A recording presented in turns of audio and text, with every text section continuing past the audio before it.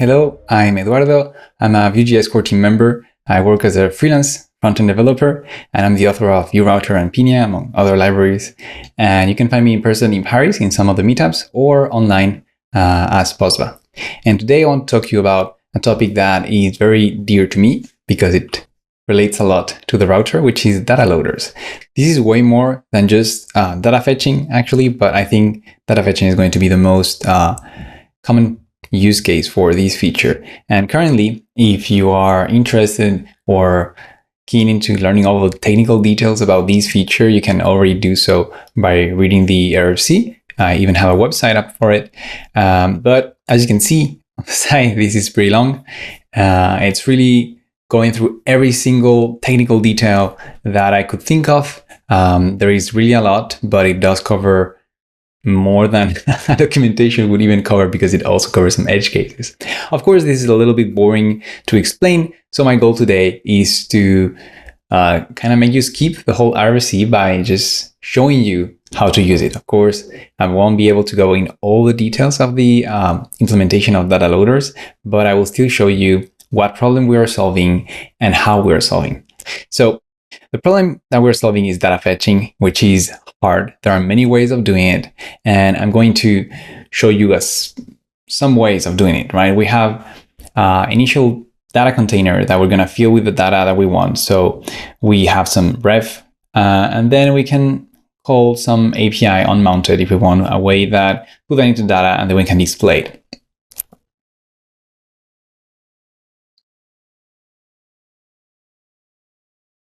But then sometimes we also want to update based on the row, like an ID on the params. So then we move that to a watcher, we watch the params, and then we fetch again.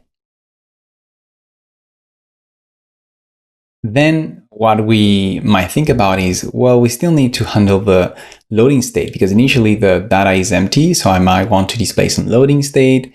So we add that, and then we have to toggle that loading state to true, then to false. And then we think, oh, wait, but maybe there is an error. So I need to handle that as well. So then you add an error, which is again another ref, and you handle the error as well. And then you update the template. Now, as you can imagine and probably experience, these get verbose very quickly. And because it's something so common in applications, you end up repeating this a lot. So you usually abstract it into a composable, and you can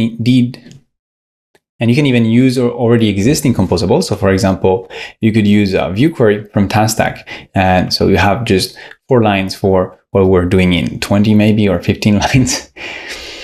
And this is really nice because it also offers all the features like cache, the cost of some, of course, heavier library, but it does move apart from the route layer. So it doesn't integrate into navigation anymore. And as a result, we have a more independent data fetching, which has its own benefits, but also some inconveniences. So data loaders are here to close the gap between integrating generic composables that can handle data loading and the navigation. And so the goals of the data loaders is to integrate with the navigation cycle. So it will block or not, you can choose whatever you want, the navigation until all the data is ready. It can change or abort the navigation. So for example, in a navigation guard, you can return false to abort a navigation. So you could also do that. It deduplicate all requests and data access. So that means that all the requests are going to go in parallel, and there will always be only one instance of one of the requests going. And then we have semantic sequential fetching on need. That means that by default things are parallel, but if we want, we can make some sequential fetching. And also we want to delay all the updates until all data loaders resolve. So that means that in complex applications, we might have data that is being resolved from different IPA endpoints, and in our page, we might display that in different parts of the application. And so some of the APIs might be faster than others, and some might resolve faster than others. And we don't want to display the new data until everything has completed, because otherwise we're going to display an old page with the new data. And also we want to roll back. So we want to avoid setting the new data, if anything fails, because in the end, we're in a navigation. So we're staying in the old page. We want to update the data. So to give you a glimpse of what this API looks like, we have two scripts, and I know you're gonna think, well, when I want to add another script, there is a reason for this. We cannot put everything in script setup because they are the things you put inside script setup are inside of the setup function of a component. So they are not exposed outside the same way. They are not shared among components instances, and also they happen when the component mounts. They are within the setup function, so you need to mount the component to access that. So the script, or the regular script, gives us access to properties that are like static and are not related to mounting the component. So that's where we're going to define the loader. And as you can see, I'm using define loader, but I'm not importing that function anywhere. This is because this is just pseudocode. There is not one define loader. You can have many define loaders, and the idea is there are many implementations of loaders that contain different features. For example, the basic one would just fetch every time, and then we have another one more complex that has caching on top. And then you can implement other loaders that will integrate with GraphQL, Vue Query, VueFire, or anything. And so the idea of these loaders is that their API can be different, but what they return is always the same. And so in the end, we always have access to the data, to ease loading property, an error, and one reload function that allows us to manually trigger refetch. Now, of course, the composable is responsible for if it should refetch or not. That's up to the composable, which is pretty nice. But this is the base API, and all implementations can add anything they want. Okay, they can add more things. Now it's time to show you some real code. So I have this application running. It's communicating with a public API, which is the Art Institute of Chicago. So it's just a lot of art. You can search, you can look up the artist, and many other things. It's well documented. And what I'm going to show you is how to migrate this application to use the loaders. So the first step, what we need to do is we need to install the unplugin Vue Router. Now, of course, here I already installed that. It's right here, but I'm still going to show you how to use it. So we need to add it to the Vite config. It's right here. We can configure it if we want. This will give us two things. It will give us file-based routing. So here, you can see we have a page folder with two files, index and search. And here we have the router, and I'm not declaring any routes. It's just automatically detecting them. And also I'm using Vue Router Auto, which is typed. So all the routes that we see are going to be typed. If I try to check the current location and check the name, I can see that it's also typed. So this is pretty nice. It gives me some extra feature that I'm going to see. Then on main, you have to install some of the data loader plugin. So this is going to add a navigation guard that handles all the data fetching, all the data loading, sorry. And so right now what I have is just a regular old-fashioned unmounted fetch. Okay, so not only I have a pagination that doesn't work, as you can see here, we have a lot of pages, but none of them can be seen, only the first one. And so I want to refactor these to use the data loaders. So how do we do that?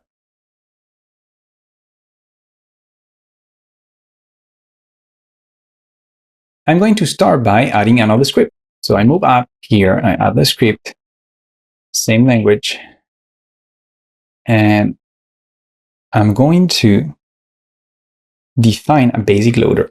So we're going to see later that we have different kind of loaders. And here we can pass the function that I saw before, but we can also pass the route. Now this is a type route, so it allows us to say this loader is supposed to be running on these routes. And this is going to coerce the type of the location, the to. So we have all the parameters available. So in this case, none. So we don't use anything we cannot use. So here I'm on the index, and I'm going to use async to, although I'm not going to use to yet. And here I'm going to return what I have here, get artword list. And so I define the loader, but what I need to do is to expose it. I need to tell the router, hey, this loader is attached to this page. So here I'm in a component that is added to one of the routes. So this is what we call a page.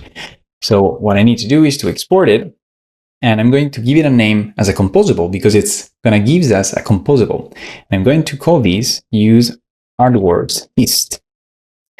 And so I'm doing two things. I'm defining the use artwork list, which is going to give me access to the composable here, but also by exporting it, I'm telling the router, hey, you should load this loader. And so here, instead of having this, I'm going to use the artwork list here. And now I get the data and I can do artwork list. Now I have all the properties. I have needs loading, reload, and error, which I'm going to use later. But right now I'm going to stop here. Okay, so let's take a look.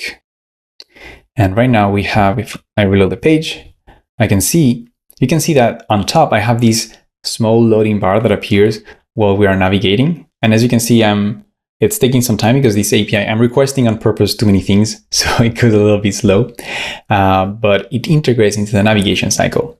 And so now we can change the pages. So for example, here you can see that we are navigating to a different page and it's taking some time, but the content doesn't change. This is because we're not passing the page here. So this function allows me to give a page, which I'm going to do here. And I'm going to use the parse, have some helper here to parse a page on the query here.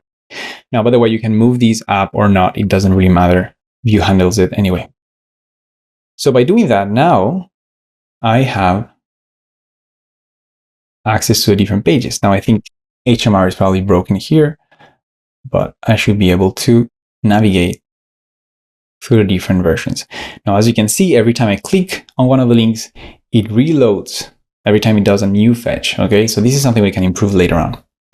Now, even though that we have the loading state appearing on the top, we can also handle it locally. So we can do is loading here and error if we want, and we can add it, for example, here. So I'm going to add some is loading.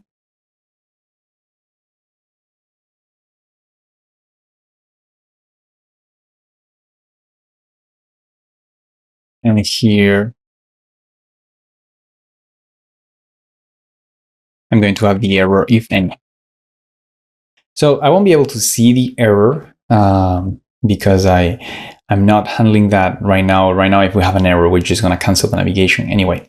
But we can see the loading appearing when we load one page or the other. And we can also see that the information is parsing to the route. So if we reload the page, you can see that we end up on the same results page.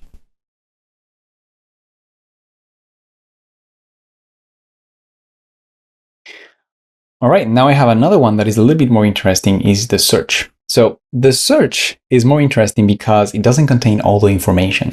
So when I do a search, what I'm going to retrieve is just an array of the title, but then I don't have the image of the art. So I only have a low quality image. So it's like a very, very small, very, very tiny image that looks like, I think it's like 12 pixels or something like that. It's really small. And so the idea is we're going to do all the requests to get all the images, and then we're going to swap them. So we're going to just fade into the new images. So for example, here I can search things which are not going to work. They're going to add into the query, but they are not used, and they are only used if I reload the page. So let me show you the code. We have the exact same code as before. We have the unmounted, and we're just doing the search artwork. So we're going to move here and add another script.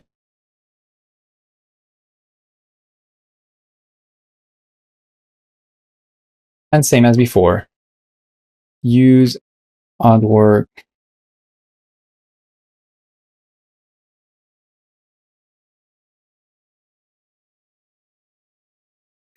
and same as before, we do use artwork search results. And so we're going to define a basic loader, this time on search. And here,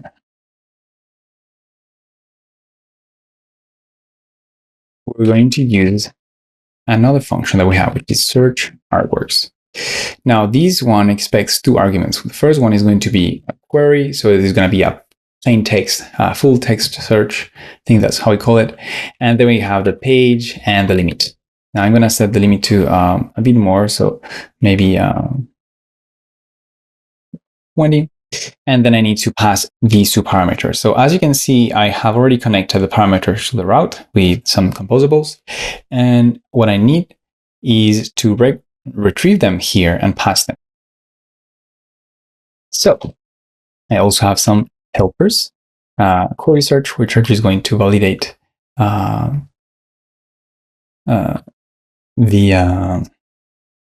parameters. I'm just using the same name here and here. Page equals parse query page query. There it is, and it's going to be do.query.page, same as here. Now here's the interesting part. If I don't have a valid query, which in this case it can happen if we pass an array, or like if we manually have here and q equals other. So this is going to be an array on the query. That's how we define arrays. So we want to change the navigation so we can abort it. And we can do that by returning or throwing, both work, throw a navigation result. And here we can pass the navigation result that we want to pass. So for example, false, which is the same as returning false in the navigation card, and it's going to cancel, just abort the navigation. And by throwing, we're saying, okay, we stop here. We don't need to wait for anything else. And also it's going to make type inference work a little bit better.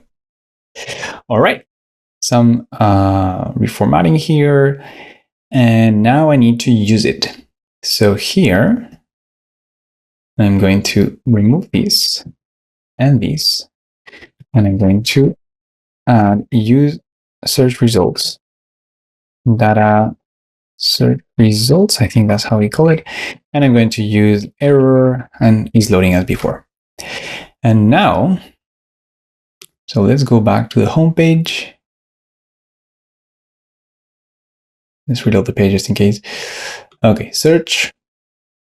And so we have this search here, and we can try again another search, see if it works. As you can see here, the navigation only happened once the data was ready, which means that the page is rendering only when we have all the data ready to appear. Except that not exactly, right? Because we don't have all the images. So now we're going to have handle the images. So how do the images work here? We only have the ID of the artwork, which means that we need to do another fetch, another call to the API to get all the images. So I'm going to add another artwork images.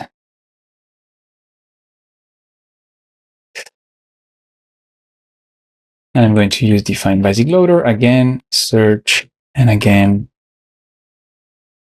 there we go. I don't think I need the two. Now here's the thing.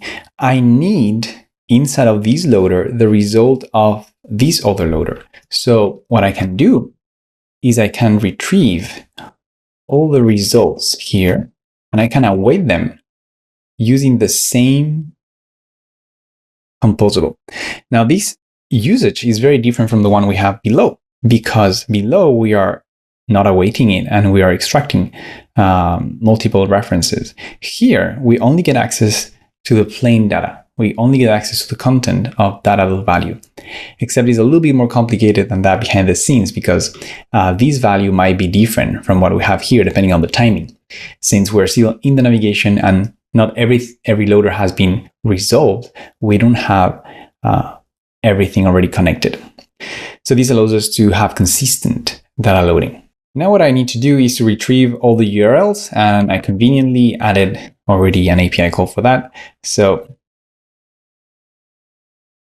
I'm going to await here, get artwork images URL, and we can have here a search results.data.map, and I'm going to do artwork, and I think it's just the ID. So now what I'm going to do is put this in a map. I don't really need it to be a map. It could be many things. It's just going to be simple this way in this specific use case. So images equals new map, and I'm going to have the number, so that's the ID, and then the URL. And then I'm going to do a for, so I'm going to loop over all the URLs, and I'm going to set the map. So image.id, image.image URL. And then I'm going to return the images. Oh yeah, they can be null. So not all artwork have an image, by the way. So that's why it doesn't work. So if I do this, it means that I'm waiting for all the images to be ready in order to appear. And right now, I also need to add them here because I'm only displaying the thumbnail. So I'm going to uncomment this, which allows me to give access to the images, which is this map I just created. I haven't used the Composable yet. So I'm going to use it here. And I'm going to say images. Did I just name it images? Yes, indeed. And now, if I reload the page, I can see that as soon as I enter the page, all the images are ready and the transition happens immediately because there is a CSS animation. What if we don't want to wait for these whole set of images to be there before navigating? We can do that, but by setting the loader as lazy. So this is similar to the lazy that you know in Nuxt, if you have used Nuxt. We can also configure other options. So we have commit, key, server, it depends. So for example, I don't want these to be awaiting on the server, so I can say false. And that means that on the server, if we're doing SSR, this loader will just not be run at all. Now, by being lazy, it means that we are running the loader as soon as we can, but we are not awaiting it. So here, if I go to a different page, it takes some extra time, as you can see, to get all the images here. This is because we are still doing the other request. You can see it on the side here. We finish, and then we have the second one going, but the page is already displayed. Whereas if I have it on false, when I reload the page, you can see that the first happens, the second happens, and then we navigate. It's a little bit fast. 1, 2, 3. But that's how it works. So in this case, I prefer to have it lazy. And there are many other ways of handling this, by the way. We don't need to do a loader specifically, but it allows me to show you that we can have sequential loading if we want, on demand. It can be lazy, it can be avoided on server. It's highly configurable.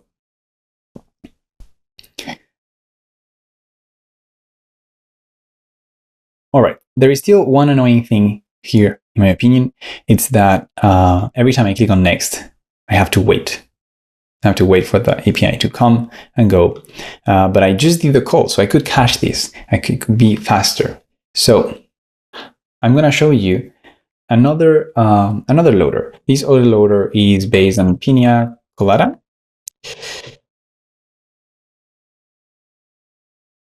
So Pina Colada is still experimental, but it's the layer that allows me to add the caching to the data loaders. So the API is going to be very similar. It can be used by itself. So it's similar to Vue query in that aspect, but it has some core differences that allows me to integrate it better into the data loaders.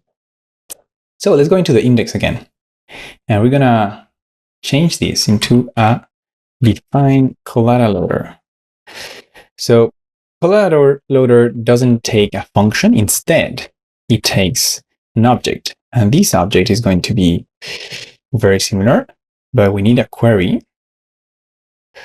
And I need to add also a key. So let me just add this for the moment and fix the syntax. All right. So we need to add the query and also the key. The key is going to be used for the cache. And in this case, we're going to use a function because we always want to add any parameter that is used into the into the key. So here is going to be the artworks, and then we can add parameters. So in this case, it's going to be just the page. So I'm going to double the work here of parsing the page. It's not a big deal. It can be refactored, but this should be good enough. So I'm only changing the loader here. The rest of the API stays the same, but because we're using a Colada loader, we have access to all the things like a status, we have refresh, and refetch and reload. So we have different functions which are going to use or not the cache. And now, just by changing that, if I go, so I'm going to reload the page again. If I go to a different page and then go back, you can see it's very fast. And then after 5 seconds, because that's the default cache time, is going to load again. If I want to change that, so for example, in this specific case, I don't think I need to fetch very often. So I can say, hey, the stale time, oops, it's not here, it's here. The stale time can be, in milliseconds,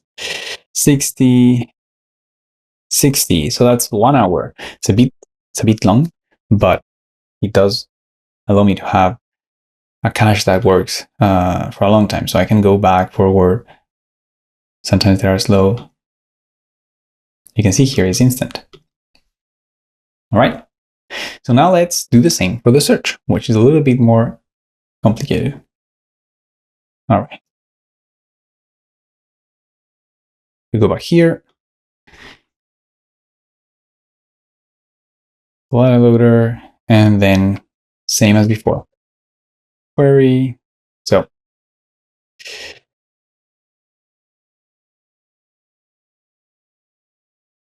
here,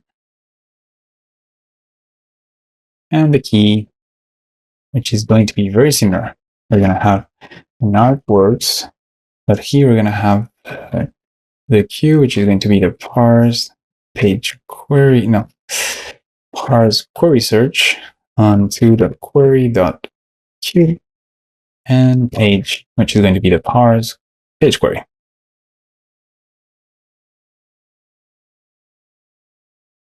And that's it. And so just by changing that, now I reload the page. Let's run search.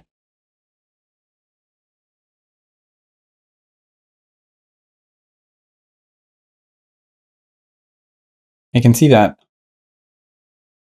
on the network panel, I'm fetching not that often. So the IDs here is for the images, and the other one is for the search. There is a lot more to the loaders that I don't have the time to show. For example, the Collada loader, because of its implementation, is going to only trigger if any of the used properties of the route change. So for example, if we have a param or another query or the hash that changes, it's not going to re-execute the loader, which is not the case for the basic one. And so they are all tested through a suite of tests that enables a common specific behavior that allows me to reuse them, and so combine them however I want. Since I don't have the time to show you more than that, I want to give you some links. So first is Unplugging Vue Router, the repository on GitHub, and the documentation if you want to go further and start using this. Note that this is still experimental API. There are some bugs, but we're getting there. Pina Colada, same. It's still work in progress, but promising and very interesting in terms of UX for the end user when it comes to the data fetching. And last but not least, if your team or a company is interested in implementing these or getting ahead of others by knowing what is coming or having their say on what's more important to implement, to fix, etc., hit me up to work together as a freelance. I'm always looking for opportunities where I can balance my open source work and just life. So I have a link. I will share the slides later on, and if you can click on the link. That's all I wanted to show today. I hope you give this API a try, and please share the feedback you have, all the bugs, all the issues, all the ideas. We have a lot of users already, so I think it's nice. We have a lot of users already, but I don't think that many are using the data loader yet. Thanks, and enjoy the rest of the conference.